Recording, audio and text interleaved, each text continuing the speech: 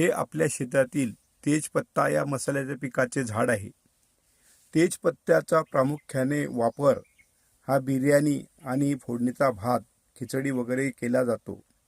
हे झाड सुद्धा उष्णकटिबंधीय झाड असल्यामुळे हे साधारणतः कोकणात वाढते आणि याला दमट वातावरण लागतं।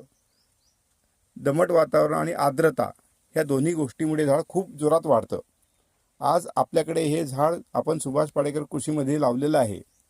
5 लेयर पद्धतीमध्ये झाड आहे।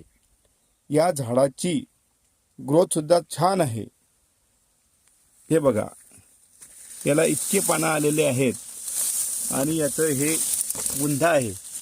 हा बुंदा सुद्धा एक छान बुंदा झालेला आहे। हा बघा, आणि या झाडाला खूप पानं आहे। जवळजवळ यावर्षी अर्धा किलोच्या वर पानं निघतील असा माझा अंदाज आहे। याला आपण कोणतेही रासायनिक खत दिलेले नाही आणि ह्या झाडाला दमट वातावरण हे 5 लेयर पद्धतीमुळे मिळतं। आणि बघा, याच्या मागे आंब्याचे, शेवग्याचे खूप मोठे मोठे झाड आहेत। हे बघा, त्यामुळे या झाडाला आर्द्रता निर्माण होते आणि मिळतं। मागचे 2 उन्हाळे या झाडाने आपल्याकडे काढलेले आहेत आणि आता चांगलं हे झाड स्थिरावलेलं आहे। खूप छान पानं मिळत आहेत, कुठेही रोग नाही। हे जे पानं आहेत हे नवीन पानं आलेले आहेत, खाली जुने पानं आहेत। आता आपण याची तोडणी लवकरच करणार आहोत।